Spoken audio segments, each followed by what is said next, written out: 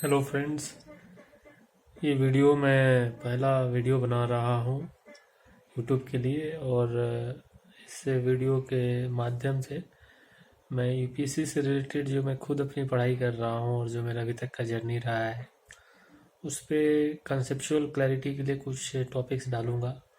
और अगर इसका लोगों ने पसंद किया तो और भी डालूँगा। तो आज मैं एक रेंडमली एक वीडियो बनाने के लिए मैंने एक टॉपिक चूज किया है, और वो है basic structure of the constitution. ये basic structure of the constitution जो यूपीएससी की तैयारी लड़के करते हैं उनको पता है कि ये बहुत ही इंपॉर्टेंट टॉपिक है। ये प्रीलिम्स में ही पूछा जाता है और मेंस में पूछा जाता है। प्रीलिम्स में जो सवाल आते हैं कि आपको ऑप्शन दे दिया जाता है कि इसमें से कौन सा basic structure of the constitution है, और मेंस में जो सवाल आता है यूपीएससी में वो ये आता है कि बेसिक स्ट्रक्चर कॉन्स्टिट्यूशन कैसे इवॉल्व हुआ है, कहाँ से आया है। तो इसलिए मैं आपको शॉर्ट में ये बताना चाहता हूँ कि basic structure of the constitution है क्या। तो जैसा कि जो वर्ड में देख रहे हैं, बेसिक, फिर स्ट्रक्चर और कॉन्स्टिट्यूशन, तीन वर्ड से ये बना है basic structure of the constitution जो है। तो आपको ये बता दें कि basic structure of the constitution का जो जन्म होता है, जो बर्थ होता है, वो पार्लियामेंट और जुडिशरी के बीच जो खींचातान चल रही थी कि पार्लियामेंट कुछ अमेंड करती थी, और जब वो जुडिशियल रिव्यू के लिए जब सुप्रीम कोर्ट के पास जाता था तो सुप्रीम कोर्ट उसको कई प्रोविजंस को निरस्त कर देती थी। ठीक है, तो इसमें ये पता नहीं चलता था कि किसको क्या पावर है। अगर मान लीजिए पार्लियामेंट कोई कानून बनाए, जो कि उसका अधिकार है, वो पार्लियामेंट का काम ही है, लेजिस्लेटिव बॉडी है। जो तीन ऑर्गन होते हैं, लेजिस्लेचर, एक्सिक्यूटिव एंड जुडिशरी। तो लेजिस्लेचर का काम है कानून बनाना, और लेजिस्लेचर अगर कोई कानून बनाता है जो कि जनता द्वारा चुने हुए प्रतिनिधि हैं, और वो कानून बनाते हैं, और उसके बाद अगर उस प्रोविजन को सुप्रीम कोर्ट निरस्त कर देती है, ठीक है, या कॉन्स्टिट्यूशन के कई प्रोविजन को निरस्त पार्लियामेंट ऐड करती है, अमेंड करती है, तो उसको मान लीजिए जुडिशरी नलीफाई कर देती है। तो यहाँ पर ऐसा लगता है कि जुडिशरी जो है सुप्रीम है पार्लियामेंट से, और पार्लियामेंट जो है जुडिशरी के मर्सी पर है। तो ये डिबेट चलता रहा। ये 1951 से शुरू हुआ, पार्लियामेंट ने कुछ कानून अमेंड किए और सुप्रीम कोर्ट में कई को चुनौती दी गई, तो सुप्रीम कोर्ट ने कई कानून को नल एंड वॉइड करार दे दिया। तो ऐसे करते करते 1972-73 में एक जजमेंट आता है, गोलकनाथ का जजमेंट पहला आता है। उसके पहले भी कई जजमेंट रहे हैं, जैसे 1960 में शंकर प्रसाद शर्मा का रहा है। 1973 के पहले गोलकनाथ जजमेंट आता है। तो वहाँ पे डिबेट होता है कि पार्लियामेंट को प्रियम्बल को अमेंड करने का पावर है कि नहीं। ठीक है, अब प्रियम्बल जो यूपीएससी की तैयारी करते हैं वो लोग जानते हैं कि प्रियम्बल जो है कॉन्स्टिट्यूशन के किसी पार्ट का हिस्सा नहीं है। जो 1 से 24 तक पार्ट है कॉन्स्टिट्यूशन के, और 400 से ज़्यादा आर्टिकल हैं, वो ना किसी आर्टिकल का हिस्सा है ना किसी पार्ट का हिस्सा है। तो जो कॉन्स्टिट्यूशन के अनुसार कहा जाता है कि भाई पार्लियामेंट को पावर है कि किसी को भी अमेंड कर दे, कॉन्स्टिट्यूशन के किसी पार्ट को अमेंड कर दे। अब बात ये आती है कि जब किसी पार्ट को अमेंड करने का पावर है, लेकिन प्रियम्बल तो पार्ट है ही नहीं, ठीक है, तो उसको कैसे अमेंड करेंगे। ठीक है, तो ये लीगल टर्म्स है, जितना बोला जाता है उसी को इंटरप्रेट किया जाता है। तो इस पर डिबेट चला कि अमेंड करने का पावर है कि नहीं है। तो गोलकनाथ जजमेंट में सुप्रीम कोर्ट ने कहा कि नहीं, इनको पावर नहीं है।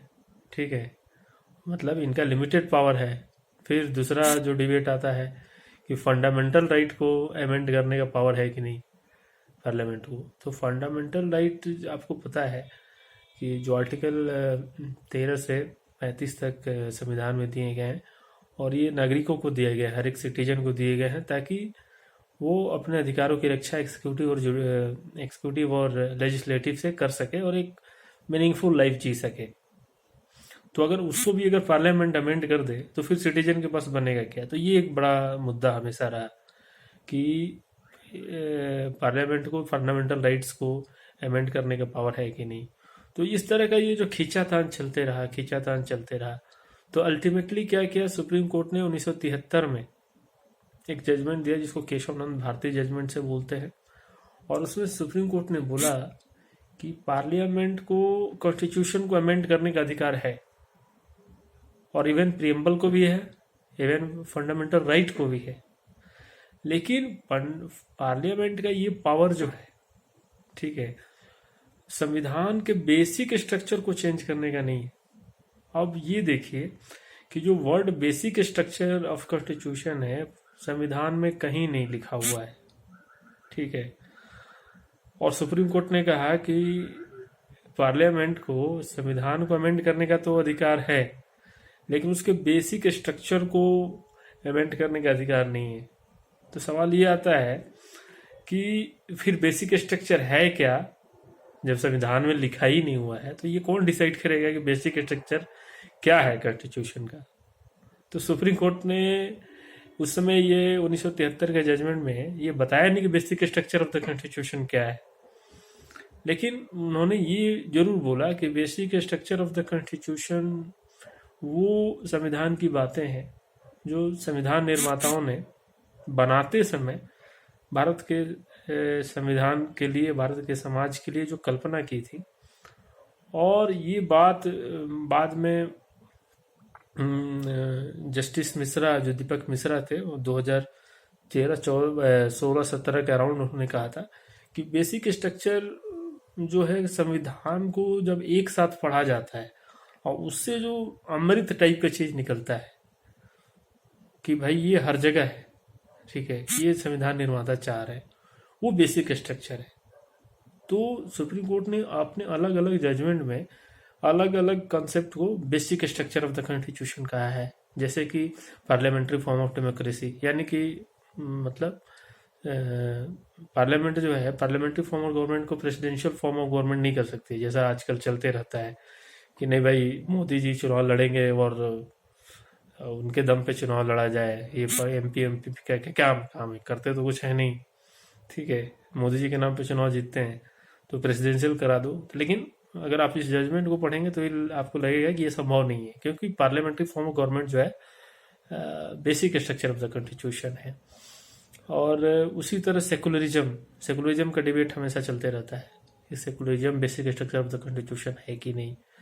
तो सेकुलरिज्म जरूर इंदिरा गांधी के समय 42nd अमेंडमेंट में ऐड किया गया था, लेकिन सुप्रीम कोर्ट ने सेकुलरिज्म को भी basic structure of the constitution कहा गया है। तो अगर मान लीजिए अगर कोई कहता है कि हिंदू राष्ट्र इसको डिक्लेयर किया जा सकता है कि नहीं, तो अगर आप जजमेंट को देखेंगे 1973 के, तो उसके अनुसार इसको आप नहीं बदल सकते हैं, क्योंकि सेकुलरिज्म जो है हमारे कॉन्स्टिट्यूशन में इनडायरेक्टली गारंटीड था। आर्टिकल 25 टू आर्टिकल 28 पढ़ेंगे तो उसमें हर एक नागरिक को अपने धर्म को पालन करने का पूरा अधिकार है, और आर्टिकल 29, 30 में उसको स्पेशल प्रोटेक्शन भी है। तो अगर इस तरह से आप देखेंगे तो आपको ये लगेगा कि नेता लोग आपको फुद्दू बना रहे हैं, ठीक है। अगर लीगली बात करें तो आप हिंदू राष्ट्र इस देश को नहीं बना सकते। दूसरा, पार्लियामेंट्री फॉर्म ऑफ गवर्नमेंट को प्रेसिडेंशियल में नहीं बदल सकते। तो सुप्रीम कोर्ट का ये जो जजमेंट है 1973 में, केशवानंद भारती जजमेंट से जाना जाता है, और इसको 13 जज की बेंच ने दिया था, ठीक है। तो अगर मान लीजिए कोई कहे कि अब इस जजमेंट को चेंज किया जा सकता है कि नहीं, ठीक है, तो देखिए सुप्रीम कोर्ट में हमेशा जजमेंट जो होता है, जो हाई एक मुद्दे पे जो ज्यादा जज की बेंच की जज है, ज्यादा मेंबर्स जिस बेंच में है, उसका जजमेंट का महत्व पहले से ज्यादा होता है, या कहे उसको सुपरसीड कर देता है, ठीक है। बेंच मतलब ये टेबल कुर्सी वाला बेंच नहीं है। बेंच बोला जाता है जो एक कमिटी टाइप का, सुप्रीम कोर्ट अपने जजमेंट को जब भी देती है तो मिनिमम 2 जज बैठते हैं, ठीक है। तो जो केशवानंद भारती जजमेंट है उसको 13 जज की बेंच ने ये जजमेंट दिया था। तो अगर मान लीजिए आगे पार्लियामेंट्री फॉर्म ऑफ गवर्नमेंट को प्रेसिडेंशियल फॉर्म ऑफ गवर्नमेंट में बदलना है या सेकुलरिज्म को हटाना है, तो आपको एक PIL दर्ज फाइल कीजिए सुप्रीम कोर्ट में कि भाई ये जजमेंट जो है आप कह रहे हैं कि पार्लियामेंट अमेंड नहीं कर सकती, पहले तो इस पावर को पूरा करो, पार्लियामेंट कर सकती है, इस बात को आपको सुप्रीम करवा दीजिए। तो इसके लिए सुप्रीम कोर्ट का एक 14 बेंच का जजमेंट मिनिमम जो है गठित करना पड़ेगा। और 14 बेंच का जजमेंट अगर केशवानंद भारती के जजमेंट को अगर निरस्त करती है, तब ये केशवानंद भारती जजमेंट जो है सुपरसीड हो जाएगा। और फिर और अगर मान लीजिए वो बेंच कहती है कि पार्लियामेंट सुप्रीम है, कुछ भी कर सकती है, कुछ भी अमेंड कर सकती है भाई, तो मान लिया जाएगा। फिर मोदी जी चाहें तो फिर से मतलब प्रेसिडेंशियल फॉर्म ऑफ गवर्नमेंट हो जाएगा। और हमारे जो भाई लोग बोलते हैं कि हिंदू राष्ट्र हो जाए, तो हिंदू राष्ट्र अमेंडमेंट लाया जा सकता है। ठीक है, मैं इन दोनों चीज़ों का समर्थन नहीं करता, हिंदू राष्ट्र का या प्रेसिडेंशियल फॉर्म ऑफ गवर्नमेंट का। मैं आपको समझाने के लिए बातें कर रहा था। तो मैं ये वीडियो अभी शॉर्ट में बताया हूँ जो अपने मन में आया है। अगर वीडियो जैसे जैसे अच्छा लगेगा तो मैं इसको बहुत स्ट्रक्चर्ड तरीके से, जो कि एकदम आपको एग्जाम में हेल्प करेगा, उस तरह से इसको हम बनाएंगे। और ये जो कॉन्सेप्ट दिया मैंने, ये आपको मेंस में इस कॉन्सेप्ट को यूज करके आप अभी भी आंसर लिख सकते हैं। जो मैंने आपको क्वेश्चन अभी बेसिक स्ट्रक्चर बनाया, और 2019 का यूपीएससी का क्वेश्चन देखिएगा GS2 का, तो आपको लगेगा ये क्वेश्चन पूरा सॉल्व हो जाएगा उससे जो मैंने आपको बनाया। So thank you very much.